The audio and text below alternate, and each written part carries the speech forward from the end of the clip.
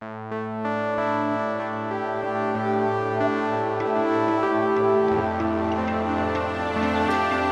George, welcome to 10 Across Conversations. It's a pleasure to have you with us. It's nice to be with you. So, when your editors at The Atlantic gave you the assignment of finding an American city that was representative of the country as a whole, if that's possible, that is quite a challenge. And it would seem to me that Phoenix is a good fit for such an audacious assignment. Tell us how you arrived at Phoenix, and could you have imagined any other city coming from anywhere other than in the southern tier of the United States? You know, the 10 Across project is built on the idea that the future, we think, stretches from California to Florida and many of the major metros there, many of these being relatively new cities, if you think the context of the context of the country as a whole. So how did you hit on Phoenix, and could it have been anywhere else? Yeah. Well, my editor, Jeff Goldberg, the editor of The Atlantic, and the editor of my story, Scott Stossel, gave me this impossible assignment, which was to fill an issue of the magazine. It didn't quite happen, but it came close, with a portrait of a place that could at least raise, if not answer, the question that Jeff asked: is this country a viable entity or a viable concern? Like, if America were a company, is this going to stay afloat? And Scott said, yeah, you should really go to Phoenix. I had not thought of Phoenix. It just wasn't a place that was on my mind very much. But his reasons were good ones, and they proved quite on target, because really what we wanted was a place that had both the dynamism, the energy that is still very much part of American life, but that also is a laboratory of some of the problems and conflicts that are more and more salient, like climate change, like Right. political extremism and even violence, like immigration. Phoenix Mm-hmm. has all of that. I didn't know to what extent until I started traveling to Phoenix. I went 5 times between June of 23 and February of 24 before I began to write. Mm-hmm. I did a lot of reporting. Mm-hmm. I met a lot of Mm-hmm. people, and could have kept coming back because it's so rich and complicated and open. It's a fun place to be a reporter once you find your footing. At first, I was completely lost in the scale of it and the sort of the lack of a center to it. I didn't know where to begin because there wasn't the famous Gertrude Stein line about Oakland. There didn't seem to be a there. But Right. there is a there. It just takes quite a while to find it. And once I began to find it and pull the strings that were connected to stories and people, I actually wanted to keep coming because I was I learning so much. I think what you're describing is exactly the motivation of the 10 Across project. This part of the country, and Phoenix represents it very well. I would say Houston might be in such a category. What Scott Stossel said, it's a place that's both difficult, but also the possibilities here. And I think we find that true in some other places. And your reporting brings both those things to the fore. As a writer, I had one question for you. When you're discovering a place, like you just mentioned, you really didn't know it, but you came multiple times. When you're having individual conversations, which are quite intimate with people about their lives and what they experience, when you're doing that, are you thinking right then and there that, yes, this is speaking to a larger societal issue, but some of these conversations were held in people's living rooms or in the convention center or wherever they are? How do you marry up the very local and intimate Mm. with the larger issues you're trying to capture? First of all, there's a kind of vibration that goes off in me when I'm having a conversation with someone who Hmm. is forthcoming enough, interesting and articulate enough. That doesn't mean they have to be highly educated. It just means they have to be able to and want to let a stranger into their life. Um, Right. and certain keywords start to come up, certain themes that make it more than just their own private experience, that make it a part of a larger story. And they don't need to be talking about that larger story. We don't need to be having a general conversation about politics or the economy, but I'm feeling the connection to it. I'm Hmm. feeling that this person's experience, that the things I'm hearing um, will take me to bigger subjects. Right. And really, Right. large subjects are best illuminated by small dramas, not by Hmm. trying to wrap your arms around an entire subject from the beginning, but by finding a person, a voice, a face that allows you to illuminate it from the small to the large. It's always best to begin with the particular, with the local, with the concrete, and then take that where it will lead you. I think that's extremely interesting. And that vibration that you suggested you were feeling comes across in these conversations. And you can tell people becoming comfortable with you, loosening up a little bit. And as you describe some of these conversations, more illuminating observations come to the fore, I think, once they realize they're in a safe place with you. So I appreciate that. And I think our listeners will appreciate, as they've read the article or will now read the article, understand how you conceptualized or assembled it. So, Can I so say something frequently, and about your? Can I say something about 10 across? The idea of 10 across. It is true sure, that the cities that would have fit the bill are all in the Sun Belt, which is hmm sort of the same as 10 across because that's where people are hmm moving to. That's where companies are exactly, moving to. My instinct at the beginning of this project was to go to a Rust Belt city. That's my book, The Unwinding, which is kind of a right, long template for this article, is about places in decline. Youngstown, right, Ohio, tobacco country in North Carolina, and hmm I guess Tampa is also a part of it. And Tampa is certainly not in decline. But when I was there yeah, in the late aughts, the housing crash and the recession were at their worst. So Tampa too felt like a place that was falling apart. So I right. don't gravitate towards success stories. The thought of them kind of bores me. But Phoenix is not a simple success story. So Phoenix fascinated Exactly. me because it's full of growth and energy, and it is not yet a sure success. That's exactly right. That's exactly right. And these cities and the motivation for 10 Across have something to do with the fact that we sort of invented them, especially Phoenix. You know, it's not Mm, sitting on a riverbank or a lakeside or an ocean front.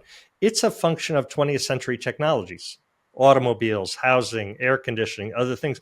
And once you build it or invent it, you own it. It's very much of us, it's of the place. And so I think it's representative of the country. And I'm from the Canton, Ohio area, so I know Youngstown and that area well, which, by the way, I yes, think will have its day in the future with I hope regard so. to a topic that I wanted to talk about now, which is water and the environment, and in our case, heat as well. The first thing people think about with regard to Phoenix, especially this time of year where they might be watching a national weather report, and there's Phoenix, which is triple digit temperatures every day, sometimes really high. And Yeah. so people are wondering why we're there, how that's going to work since it is an invented place, and water comes immediately to mind when they see a picture of Lake Mead and the Hoover Dam. And I know you've had some other conversations about your article, and it makes sense to think of water as a through line through the stories, not just because of the substance and existential quality of water, we need it, but how even something like that and climate change and other things has taken on ideological tones. Speak to what you Yeah. thought about the discussions around water, both technical and otherwise, and what surprised you about those. Well, first of all, I had to try to understand water, and that took all 5 trips. It's an Mm-hmm. unbelievably complicated subject.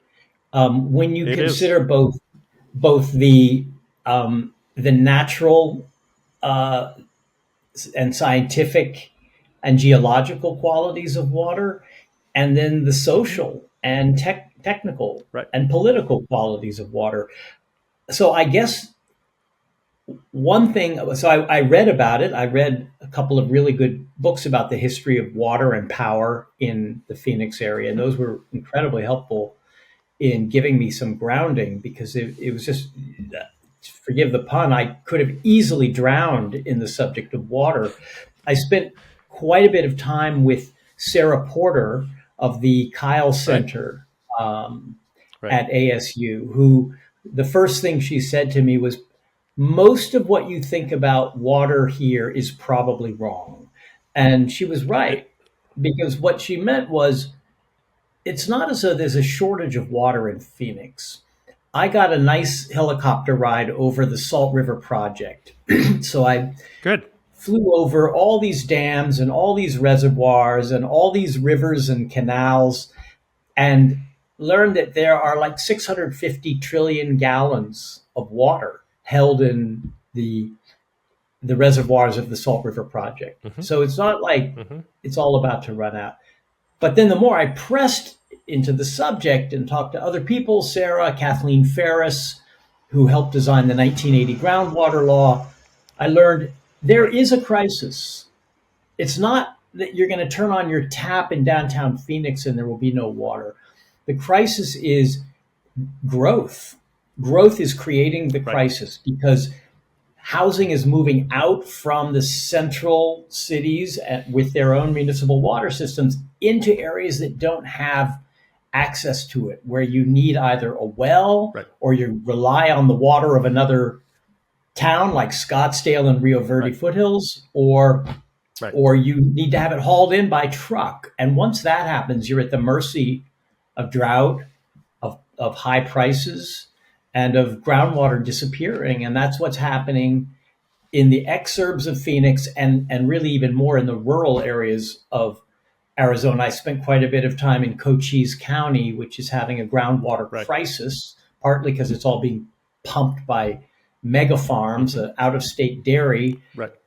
These are where it becomes a political issue. It's not really political in Phoenix proper. It's not something people think about because they have water. But once you don't have Right. it, it becomes a political pressure point, and either it can divide a community and drive people into conspiracy theories and even neighbor against neighbor, things getting Mm-hmm. quite unpleasant and conflictual, like in Rio Verde foothills when Scottsdale cut Right. off their Right. water, or Right.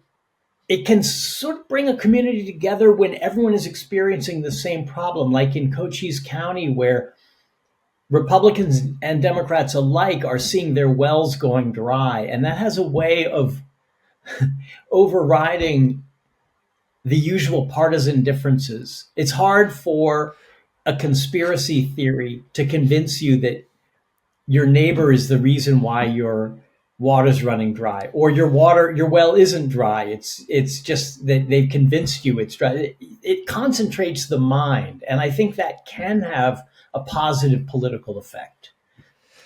So, one of the things that's a hallmark of 10 Across is that we're always trying to combine lived experience, observations on the ground, what people know, just the way you just described your well going dry. That's observable. That's happening to me or my family.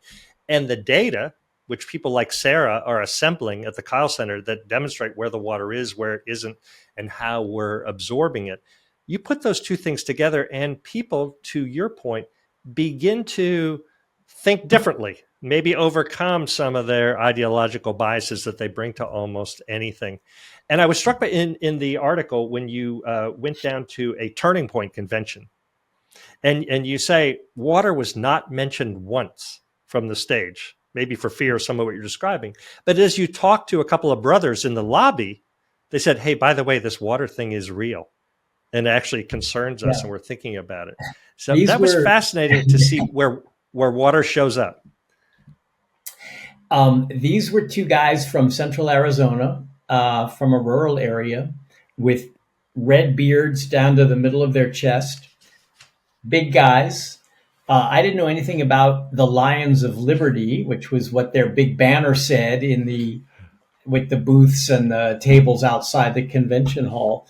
Lions of Liberty are far, far right. They're adjacent, let's say, to the Oath Keepers. And they got into some Mm-hmm. trouble in the 2022 election when they set up these Dropbox watch stations, where Right. they had Right. people sitting watching voters dropping off their ballots in drop boxes. And often they came armed until a Right. lawsuit stopped them. So these guys were hardly moderate or politically neutral. But when I didn't really want to talk about any of that, I knew what I would hear if I asked them about stolen Right. elections or about the border or trans kids. That's what was coming from the stage. That's what Turning Point Right. makes their money off and recruits Right. their thousands of followers from. Not water. Water's boring, it's complicated, and it doesn't have an obvious, immediate culture war angle. So these guys and I, these brothers and I, started talking for maybe 45 minutes. And what I learned was they're actually not completely um, opposed to what Sarah Porter and Kathleen Ferris said to me about the need for regulation in rural Mm-hmm. areas and the need for the state to have some role because the unregulated groundwater in rural areas is disappearing. They accepted that. And I thought, well, is this the basis for some renewal of our of civility and constructive politics? Probably not, but at least the vibration was going off in my head. This is interesting. Yeah. Whereas when I was sitting Yeah. inside the Turning Point Convention Hall, the vibration went dead because it was just cliche and words I've heard thousands of times, and the kind of dead language of politics that we've all sort of fallen into. Well, you mentioned in one of your books that we don't have the Cold War in front of us anymore, but we do have climate change, and I understand climate change and even the language of climate change. If you think about Florida, is can become ideologically driven. But I appreciate the fact that these gentlemen were willing to talk to you in a pretty straight way about their concerns about water and the observations they're making, and your hopefulness, saying maybe it will be issues like water and or other things that we're clearly going to have to attend to, like heat out here. The difference between water and heat, the two things that really characterize this area is we can address our water situation. As you saw, we have incredible plumbing, so to speak, at the state scale. So we can adjust our use, we can adjust what we have available to us. The heat is only going to become more so. We can't turn that down and we can't turn it off. So we know it's going to get hotter. As our friend Jeff Goodell, I'm sure you read his book as well, The Heat Will Kill You First. We've interviewed Jeff and he's a good friend. What do you make of our address to that situation? You saw it in terms of homelessness here and other places. Observations about heat, what would you say about that in terms of your observations about Phoenix and its growth and people coming here in spite Yeah. of these difficult conditions? Yeah. Whereas water and the infrastructure and uses and politics of water gave me the sense that we human beings might be capable of solving our problems. Heat felt overwhelming and rendered people helpless. It just felt Mm-hmm. like a thing that had come to crush life in the Phoenix area for 4 months or so of the year. And everyone would seek refuge where they could, in their house, in their car, in their office. If they couldn't seek refuge, and I spent quite a bit of time with homeless people in the zone around just south of Mm-hmm. downtown Phoenix, where there Right. is a human services campus. That's where you Right. feel it as an inescapable, almost like something evil that's happening to you that you can't get Mm, away from. mm, And I felt that I had to subject myself to it to some extent within the boundaries of my own health, because otherwise it's abstract. And I think he can become a bit abstract in Phoenix, even because hmm. people find ways to get away from it, but they find Right. ways that make it worse. Air conditioning is making it worse. Right. Air conditioning, Right. I learned, is accounts for something like 2% of the greenhouse gases on the Hmm. planet. So you're Hmm. sitting in a massive traffic jam on I-10. Fortunately, your car has cooled down since you first got in it and felt that blast of heat coming off the windshield. But all the other people in their little cooled boxes and you are simply contributing to more heat. And that's where it begins to Hmm. feel a bit hopeless. Like, what what can an individual or even a community of 5 million people do when this Yeah. is a planetary problem? Of course, we all have our obligations and we all should try to live up to them. But this Yeah. is more existential and threatening. I felt there's not enough trees in this city. There's just not enough shelter in this city. The city was made for the car, and people without cars are at the mercy of heat. And it was probably designed before summer became quite as lethal as it has become. So I think I that's think you're where you right. do see, yeah, that's where you do see Phoenix as as a bit of a human folly rather than human Yeah. ingenuity at work. Think the conditions have literally changed here. It was not as hot as it is now. But what you're suggesting right now is also an interesting subject of debate here. Someone, if you will, who's not a Phoenician coming here and making these observations, which are all accurate, and yet people are moving here in droves. Companies are building incredible facilities here. So it can be characterized, if one just heard what you said in the last paragraph or two. Wow, it sounds like a terrible place. On the other hand, it can be heaven on earth at other times of years. And for some in the business community, they've chosen to relocate here and make phenomenal investments in spite of the water and heat issues. So that's the dichotomy of a place like Phoenix. And I think why Mr. Stossel sort of said, "Hey, this might be the place." It's both and. And how do Yeah. we reconcile those two things?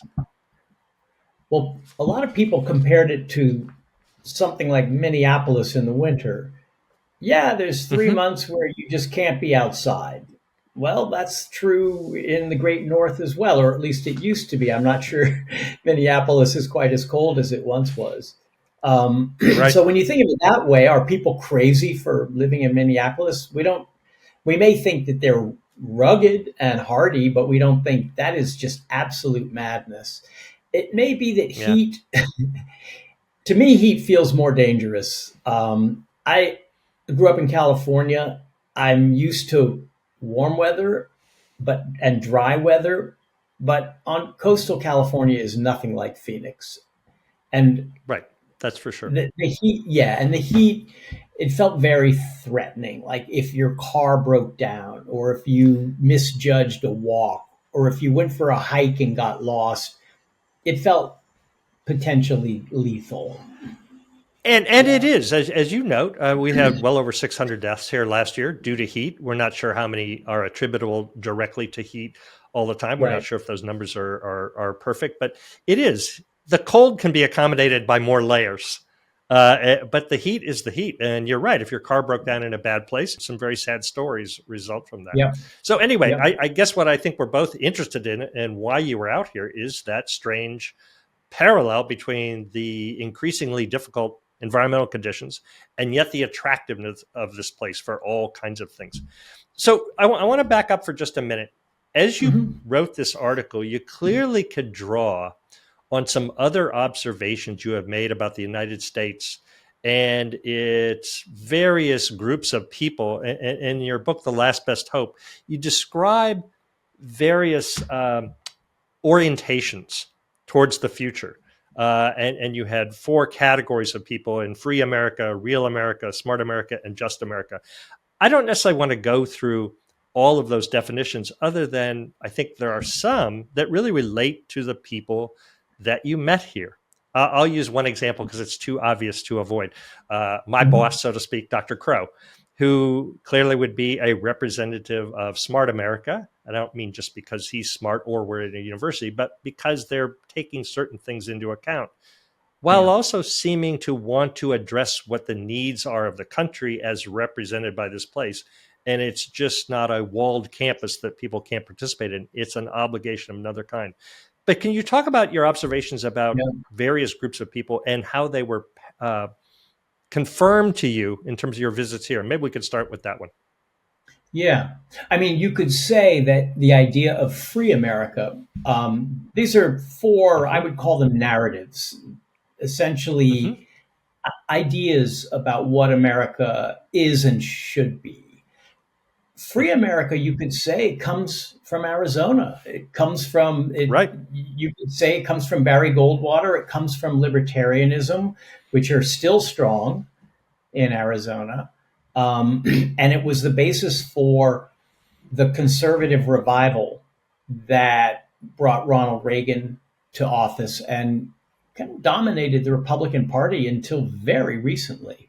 I think we're Mm-hmm. just now seeing the Republican Party turn from the ideas of free America, which included free trade and immigration, and pretty drastic reduction of government, to what I call real America, which is essentially Trump oriented populism, in Mm-hmm. which the purpose of politics um, is to give power back to the people. But there's only certain people who are the real people, the real Americans. And Mm-hmm. I saw that vividly in Phoenix because the old Republican Party of Arizona has been supplanted by a more populist and I would say extremist Republican Party in the last 6 or 8 years. My guide to all of this was Rusty Bowers, who was the Speaker of the House Mm-hmm. of Arizona Mm-hmm. until his career was ended by the real America of the Mm-hmm. Republican Party, the populist Republican Party, because he refused to go along with Trump's scheme to throw the election to Trump. Mm-hmm. Um, Mm-hmm. so those divisions are really clear in Arizona. The battle for the Republican Party was quite vivid and deep here because the old business oriented Free America Republican Party was so strong and so famous. It was national. It was John McCain. It was Right. Jeff Flake. It was lots of people. Sandra Day O'Connor. It was lots of people who became national figures, and they're gone. They're either not part of the party anymore or they're dead. And the party the Republican Party now, I think, is Carrie Lake's party, and she is a different kind Mm-hmm. of figure and has a different narrative about what America is and should be. Do you think that that free America was available in a place like Arizona or Phoenix, which is still unformed? You know, it's probably not going to come out of New York City. I'm thinking all kinds of other things happen on the East Yeah, Coast and elsewhere where we both spend a lot of time. But there's something about this place where people can reinvent themselves, can invent movements, all kinds of things. And this area has attracted thinkers of all kinds. But this place seems to be fertile ground for such yes, movements, if you sort of would. the Edward Abbey, Arizona, the kind of Hmm. yeah, Hmm. leave me alone, let me live my Yes. life. I saw a lot of that in Cochise County among rural folks, not Right. wanting the state to tell them what they could and couldn't do, including to meter their water until their well Right. goes dry. And then suddenly maybe the state does need to meter water. So yeah, it's the philosophy of starting over and starting from scratch and thinking that you can do it yourself and we don't need a lot of heavy handed guidance. Right. An urban rural divide is very much in evidence here. Phoenix is the big dog in the state. 70% of the people live in an urban area in a place that's most noted for its rural and spectacular landscapes. And that tension, which has to do with water and other things, is always there. A lot of people left cities, the complications of Chicago or elsewhere. A lot of people moved here from the Midwest for the freedoms you just described. But now so many people are moving that they're in danger of making it more like Chicago and less like the wide open West. Because as you say, and that's the concern. Arizona is a heavily urbanized state. The reason is water. You cannot, unless you have a lot of money and a very deep well, you cannot live just anywhere you want because it's too harsh. So people huddle around the water sources. They huddle around the Salt River system and the Central Arizona Project, and they accept a certain degree of government in order to live there. I mean, there are 3 major bipartisan government projects that make it possible for people to live in Phoenix. One is the Roosevelt Dam that was the beginning of the Salt River Project. One is the canal that brings Colorado River water to Phoenix through the Central Arizona Project. And one is the Groundwater Management Act of 1980, which preserves the endangered fossil water that doesn't come back. Those were 3 bipartisan government acts. And it's a little hard today to imagine the 2 parties coming together at that level and achieving something as sweeping as those 3 acts, because we are far too polarized now to imagine it. But those 3 things made it possible for people to live here in Phoenix. And so it's fascinating to me that it is wide open, as President Crow said to me. It is still a place of self-reliant, rugged individualists, and yet it's also a place that depends heavily on regulated water for people to live.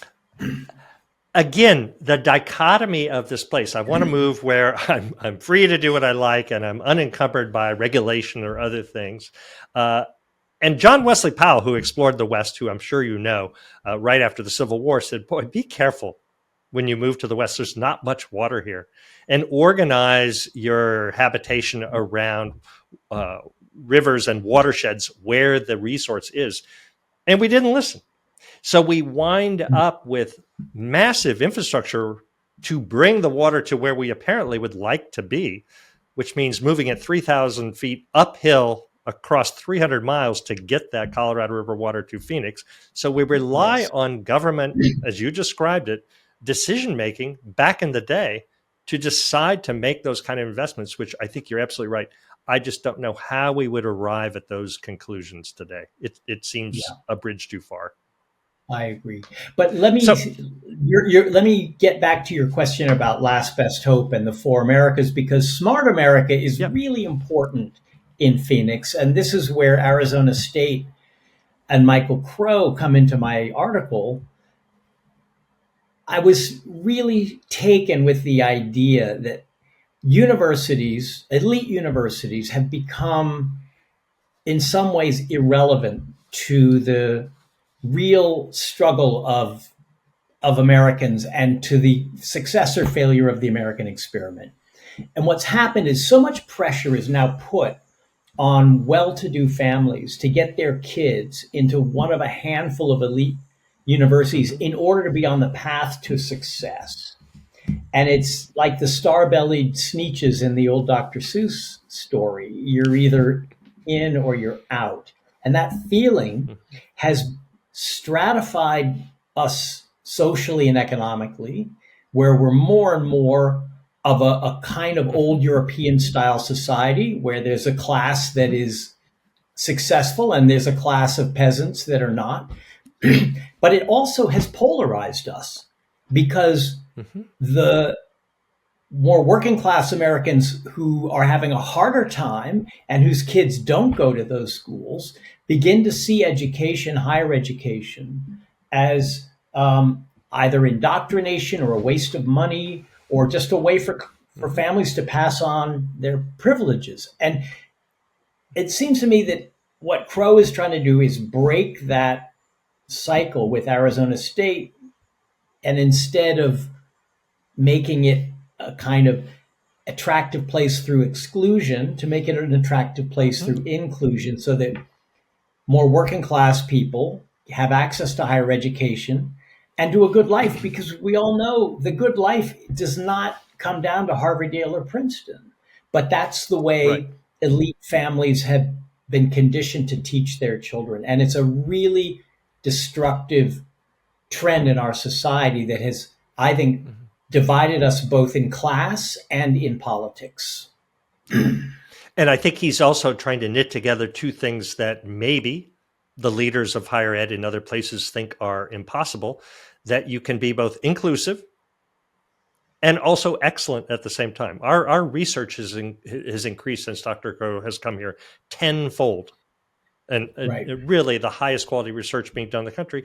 And we're welcoming students who never really imagined themselves at a university, but we've opened the door to them and said, no, you can do the work. We have evidence you can do the work. Come here and we'll figure it out together. So I think your observations about what we as a university institution want to be in the middle of this complicated place is right on. And if I would suggest that Dr. Crow's genius was seeing, having come from Columbia University in New York, saying, the place where innovation around education can happen is at a large state university out in the desert.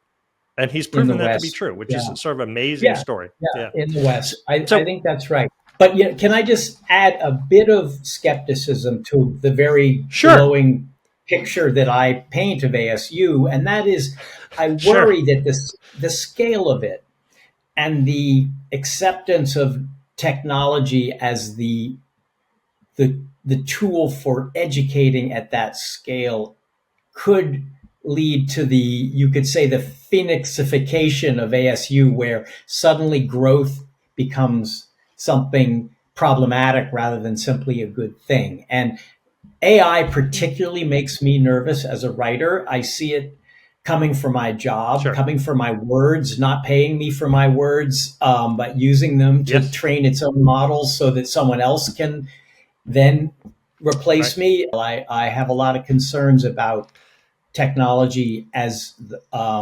a substitute for human genius. And Right. I think Crow has enough of a sense of that I have some faith that he will not allow that to turn ASU into the kind of the Amazon of higher education.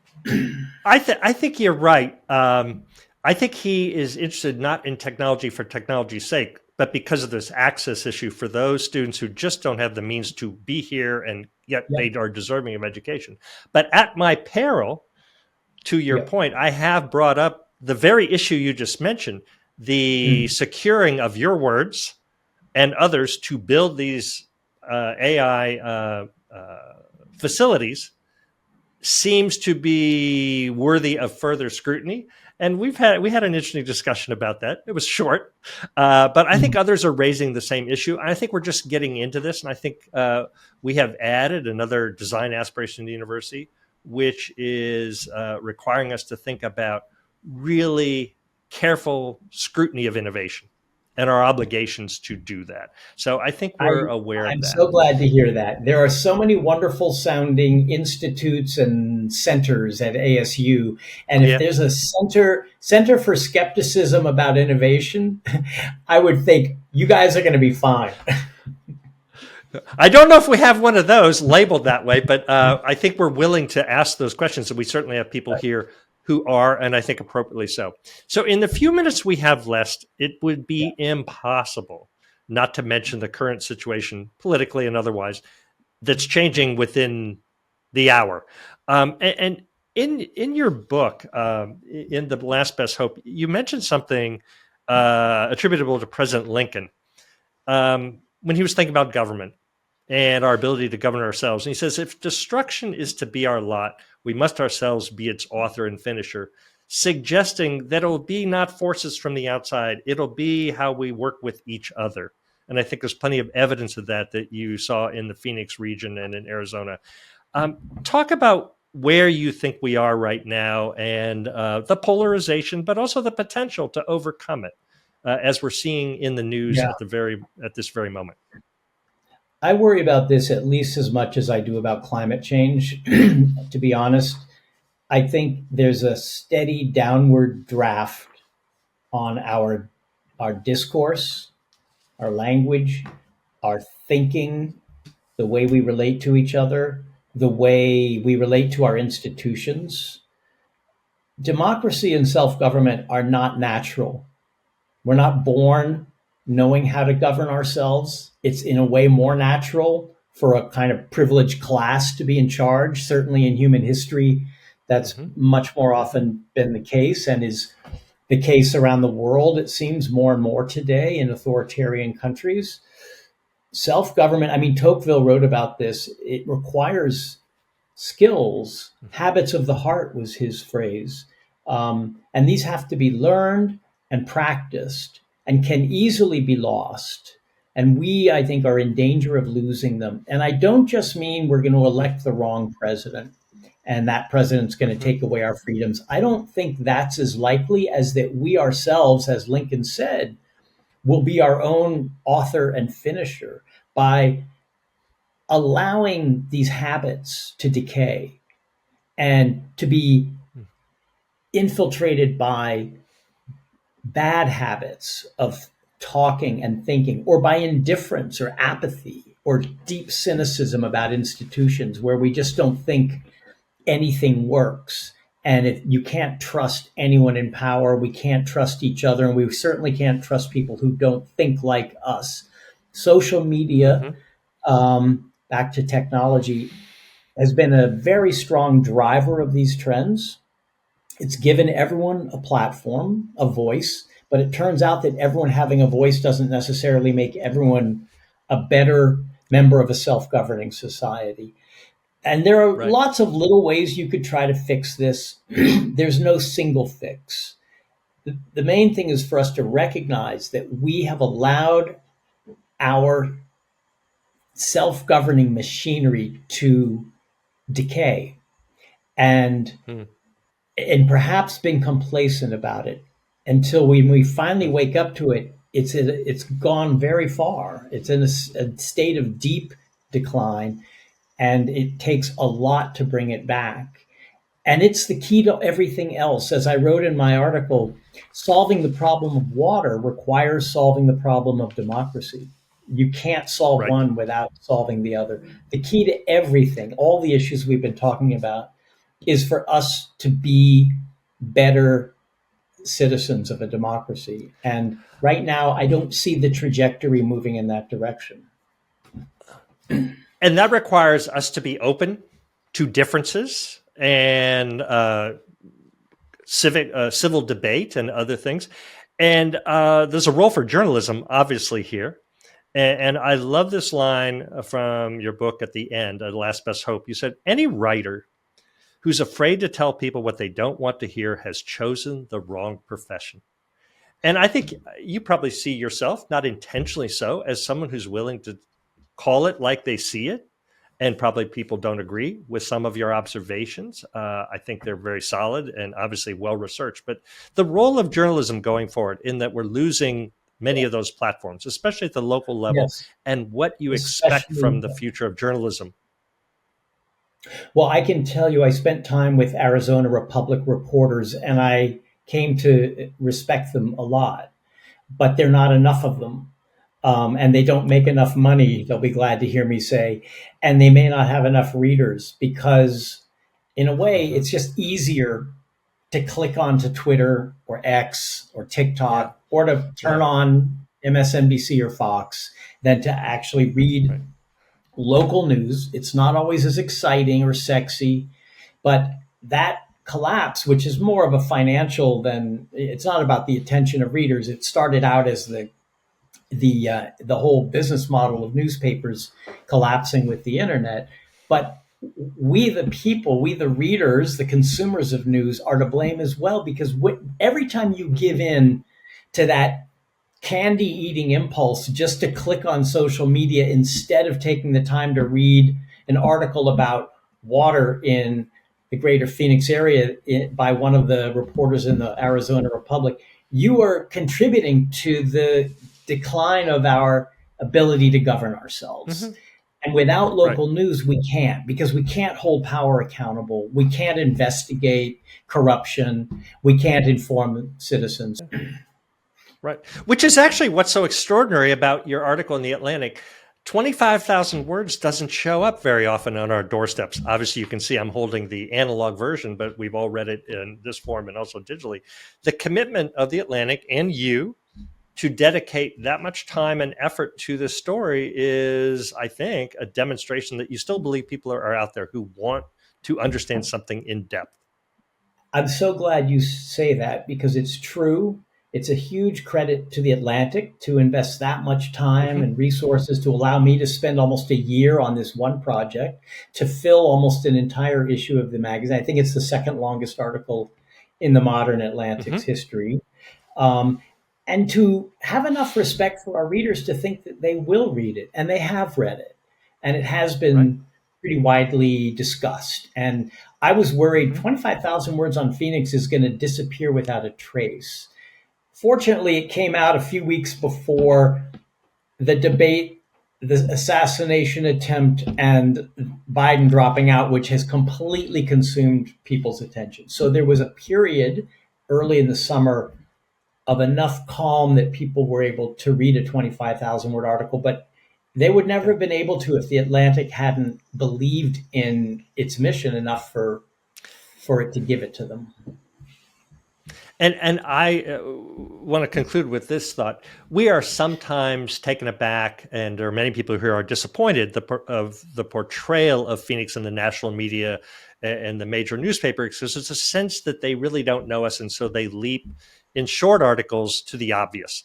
Whereas I think your dedication of this amount of time, the visits you came, that you contributed to this research, and the amount of space that The Atlantic gave us was really reassuring. It couldn't have been written by someone here, even though I recognize all the people in the article. Someone here locally could have done that. It needed somebody from the outside to confirm, yes, those are people's voices who are really offering valuable insights. And it's helpful to have that confirmed by someone who took the time to try to get to know this place.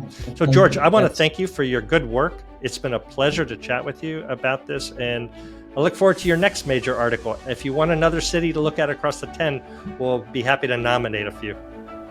This was really about the best conversation I've had about the piece, so thank you for doing it.